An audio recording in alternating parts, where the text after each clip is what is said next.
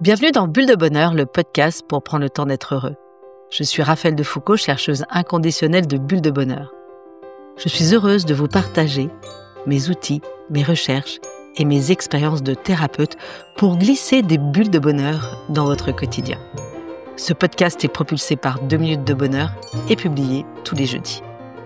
Nous démarrons aujourd'hui une mini-série de 5 épisodes consacrés aux liens d'attachement. Vous savez, ces fils invisibles qui nous relient aux autres et qui influencent parfois, sans que nous en ayons conscience, notre façon d'aimer, de faire confiance, de nous sentir en sécurité et de voir le monde et les autres. Aujourd'hui, dans cet épisode 275, le premier de cette série, nous allons poser les bases de la théorie de l'attachement. Comprendre comment cette théorie est née, comment ces liens se construisent dès la naissance et en quoi ils nous façonnent tout au long de notre vie. Depuis des années, j'ai à cœur de créer des outils simples, ça vous le savez, pour nourrir nos liens, comme les cartes des jeux de minutes de bonheur. Parce que derrière chaque carte de jeu, il y a un échange et un lien d'attachement. D'ailleurs, dans le jeu couple, par exemple, une carte propose « Comment j'aime être réconforté ?» Une question qui dit beaucoup de notre manière d'entrer en relation. Bon, allez, maintenant, on y va, place à l'épisode. Oh là là, mais qu'est-ce que ça me chicote! Dis Raphaël, imagine mon bébé qui pleure. Ses petites mains s'agitent, son visage se crispe.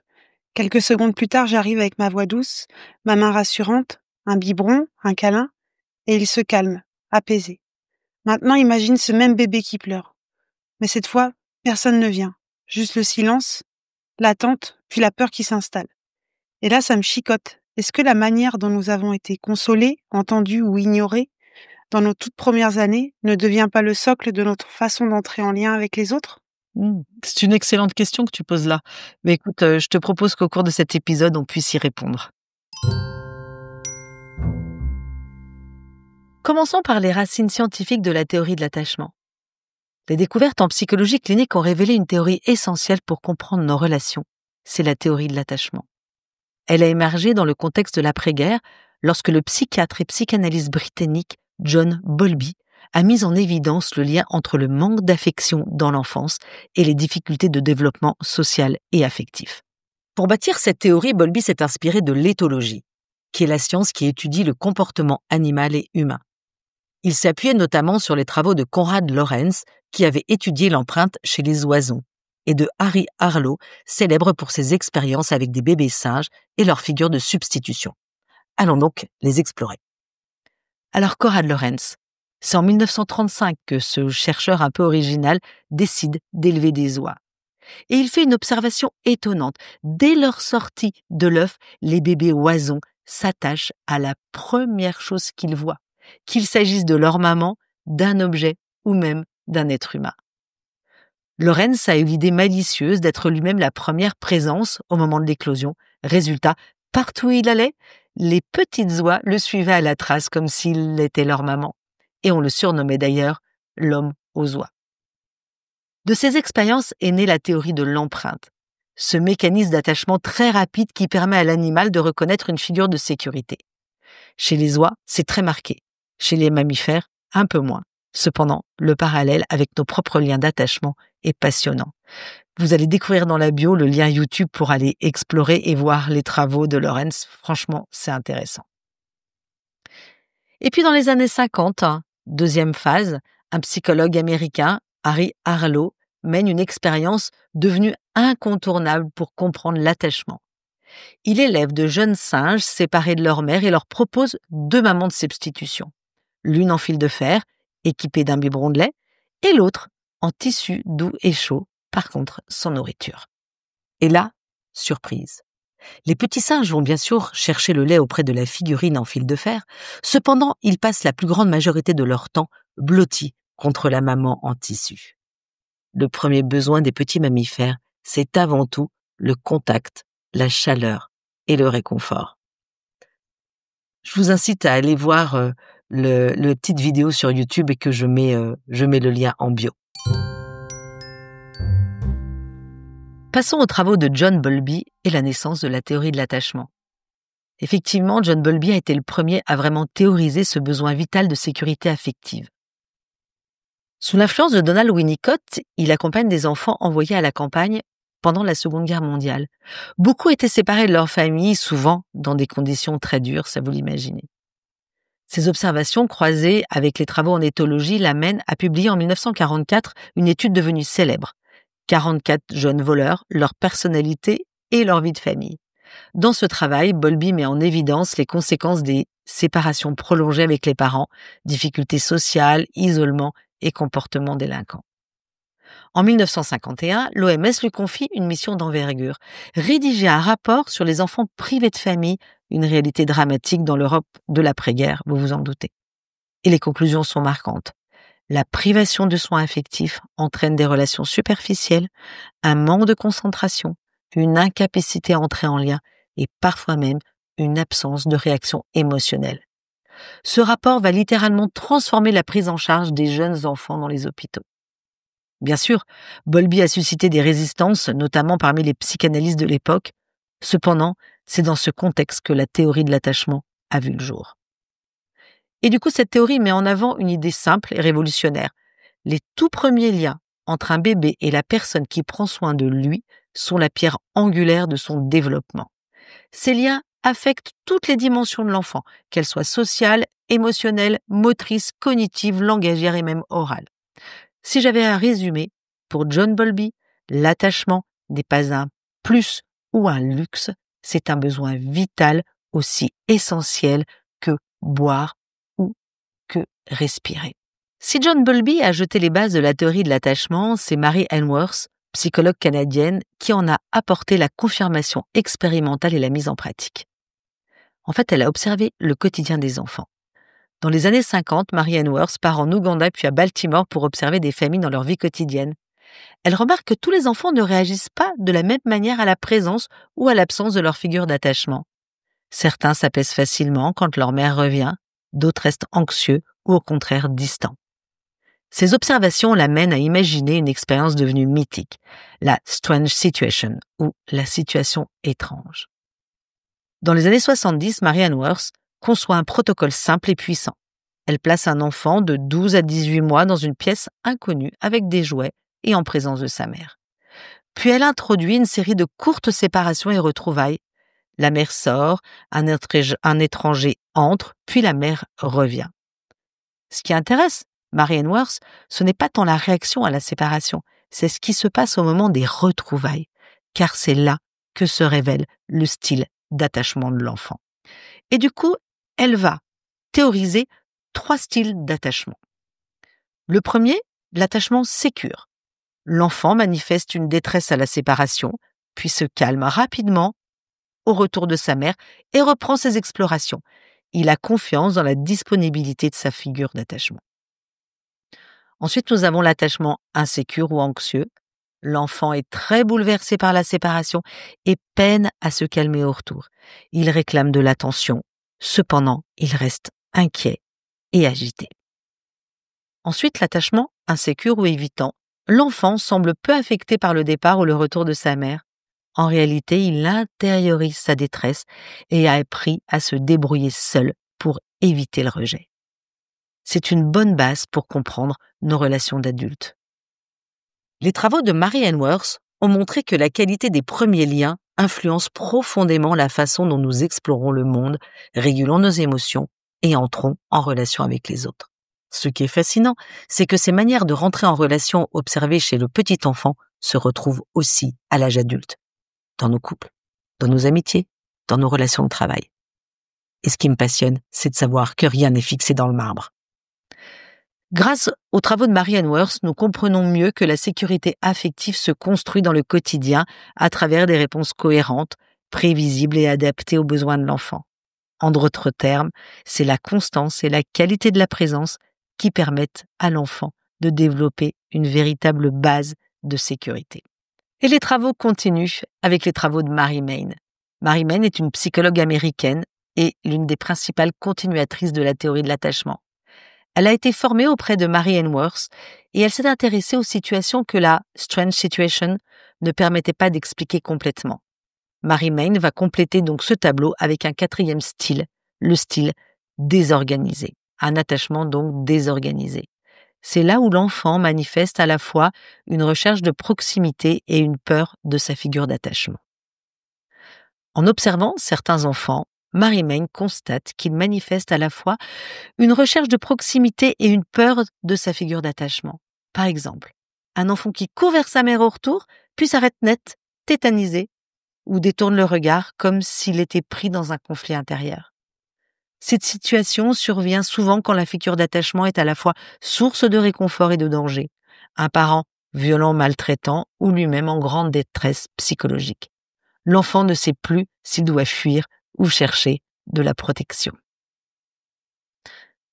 Marie-Maine a aussi créé l'Adult Attachment Interview, qui est un entretien semi-directif et qui permet d'évaluer les représentations d'attachement chez l'adulte à travers son récit de vie. Cet outil m'a particulièrement intéressée parce qu'il a montré que la manière dont un adulte parle de ses souvenirs d'enfance est plus révélatrice que les souvenirs eux-mêmes. Par exemple, un adulte peut avoir vécu des expériences douloureuses, cependant les raconter de façon cohérente et apaisée, et ça correspond à un attachement sécure. Le concept d'attachement désorganisé éclaire la manière dont les traumatismes précoces peuvent marquer la régulation émotionnelle et les relations futures. Identifier un attachement désorganisé ne condamne pas, au contraire, cela ouvre la voie à des prises en charge thérapeutiques qui permettent de réorganiser ces liens et d'aller vers plus de sécurité affective. Et ça, c'est une bonne nouvelle. Allez, je change de regard. Mais comment se construit l'attachement ? Alors, dès ses premiers mois, le bébé cherche une figure de sécurité, une personne vers qui il peut se tourner quand il a besoin de réconfort. On parle donc de son donneur de soins principal, souvent mais pas toujours, c'est la maman. Alors comment ça se joue ? Grâce aux signaux que le bébé envoie, ses pleurs, ses sourires, ses petits babillages, et en face, l'adulte qui répond en le prenant dans les bras, en le nourrissant, en changeant sa couche ou en le câlinant. C'est dans cette danse du « j'appelle, tu réponds », que naît ce lien d'attachement. Alors vous vous demandez peut-être, existe-t-il plusieurs figures d'attachement ? La réponse est oui. Il y a une primordiale et une secondaire. L'enfant choisit une figure d'attachement principale, la personne sur qui il s'appuie avant tout. Bien souvent, c'est la mère, car le bébé reconnaît déjà sa voix, son odeur, le rythme de son cœur qu'il a entendu in utero. Parfois, la maman ne peut pas répondre à ses besoins. Du coup, il peut y avoir aussi des figures d'attachement secondaires. Le papa, les grands-parents, une nounou, un instituteur. Ces autres liens viennent compléter le premier et offrent à l'enfant un réseau de sécurité et de différenciation. Et si la figure principale d'attachement disparaît ou n'est pas disponible, l'enfant, tout naturellement, va se tourner vers une autre figure importante pour lui. C'est cette richesse de liens qui va permettre à l'enfant de continuer à grandir et à prendre des risques en confiance. Effectivement, plus la réponse est cohérente et adaptée dans les moments de stress, faim, solitude, douleur, inconfort, plus le bébé va développer une confiance de base. J'aime bien comparer le lien d'attachement à un fil entre un parent et son enfant. C'est un fil invisible. Au début de la vie, ce fil, il est tout fin, presque comme un fil de couture. Et plus l'adulte répond de façon régulière et cohérente aux besoins du bébé, le nourrir, le consoler, le câliner, plus ce fil devient solide et flexible. Ce fil est une corde de sécurité. C'est cette corde qui va permettre à l'enfant de s'éloigner pour explorer son environnement tout en sachant qu'il peut revenir vers sa figure d'attachement quand il en a besoin. Dans les moments de stress, il se rapproche, cherche un regard, un câlin, un mot rassurant, puis repart jouer. On le voit très bien dans les parcs. Un enfant joue avec enthousiasme, puis lève la tête, cherche des yeux sa maman ou son papa, reçoit un sourire et repart de plus belle dans son aventure. Alors, tout au long de notre vie, nous faisons des expériences d'attachement. Elles commencent, comme vous l'avez vu et comme nous l'avons vu, dès les premiers jours avec nos parents ou nos figures de soins. Cependant, elles n'arrêtent jamais. À chaque nouvelle relation, un ami, un professeur, un partenaire amoureux, un collègue, un enfant, un petit enfant, nous tissons de nouveaux fils d'attachement. Et ces expériences viennent parfois confirmer la sécurité que nous avons reçue, parfois la fragiliser et parfois même aussi la réparer. C'est la beauté de la vie relationnelle. Nous ne sommes pas figés dans un seul modèle. Nous pouvons à tout moment vivre des liens qui nous apaisent, nous consolent et nous apprennent à faire confiance de nouveau. Alors, comme je le disais, toute notre vie, nous faisons des expériences d'attachement. Et ces expériences, elles évoluent, se transforment et continuent à nous façonner bien au-delà de l'enfance. Alors, si on découpe un petit peu, on pourrait dire que dans l'enfance, ce sont les parents, les grands-parents ou encore les enseignants qui deviennent des figures d'attachement. Un câlin, une présence régulière, un mot rassurant à l'école, autant de gestes qui construisent la sécurité intérieure. Alors à l'adolescence, les amis prennent une place considérable, ils deviennent des bases de sécurité nouvelles, vers lesquelles le jeune se tourne pour être compris, soutenu, et il est encouragé à grandir. Et dans la vie d'adulte, vous me direz, c'est souvent le couple, parfois des collègues ou des mentors qui incarnent ces liens d'attachement. Ils nourrissent notre besoin de proximité, de reconnaissance et de confiance.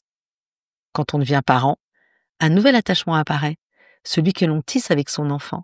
C'est une expérience puissante qui réveille nos propres histoires et qui parfois nous donne l'occasion d'ailleurs de les réparer. Et même dans le grand âge, les liens d'attachement restent essentiels. Qu'il s'agisse d'un conjoint, d'un enfant, d'un petit enfant ou d'un ami fidèle, ces relations continuent d'apporter réconfort, sécurité et sens. Ces expériences multiples nous rappellent une chose, l'attachement ne s'arrête jamais. À chaque rencontre importante, nous avons la possibilité de renforcer notre sécurité intérieure et de redécouvrir et de découvrir de nouveaux chemins vers la confiance. Et hop, je me lance. En résumé, les bases d'attachement 1 sont la trame de nos vies relationnelles, 2 permettent de comprendre comment nous aimons aujourd'hui et 3 évoluent tout au long de notre vie. Alors à vous de jouer, chers auditeurs, la carte de 2 minutes de bonheur vous propose une petite pause. Fermez les yeux si vous le pouvez et souvenez-vous d'un moment où vous vous êtes senti en sécurité, compris, consolé. Ça peut être une étreinte, un mot doux, une présence rassurante. Prenez quelques secondes pour retrouver cette image. Ressentez ce qu'elle vous a fait aujourd'hui. Chaleur, apaisement, sourire peut-être. Puis notez ce souvenir quelque part dans votre carnet ou dans votre téléphone. Ce petit moment devient une ressource intérieure à laquelle vous pouvez revenir. Et puis la petite mousse de la semaine nous vient évidemment de John Bowlby et qui nous dit « Ce que l'enfant devient dépendra de la qualité des liens qu'il construit ». Alors dans le prochain épisode, nous allons explorer les différents styles d'attachement un peu plus en profondeur. Anxieux, évitant, sécure et désorganisé. Vous découvrirez peut-être ceux qui vous correspondent le plus en fonction des situations et comment cela influence vos relations. En attendant, je vous invite à garder ce souvenir de sécurité comme un petit talisman, parce que oui, le bonheur se construit aussi dans la qualité de nos liens. Avec Bulle de Bonheur, prenez le temps d'être heureux. Merci pour votre écoute. Si vous avez aimé, mettez 5 étoiles sur Apple Podcasts ou Spotify. Laissez-nous un commentaire et partagez ce podcast à vos amis pour leur envoyer des bulles de bonheur. Pour recevoir les prochains épisodes, inscrivez-vous à la newsletter sur 2minutesdebonheur.com ou dans la bio de l'épisode. Vous pouvez aussi nous retrouver sur Facebook et Instagram en cherchant 2 minutes de bonheur. Et désormais, retrouvez aussi la version vidéo sur notre chaîne YouTube 2 minutes de bonheur. Bulle de bonheur est propulsée par 2 minutes de bonheur, des outils pour créer du lien et prendre le temps d'être heureux.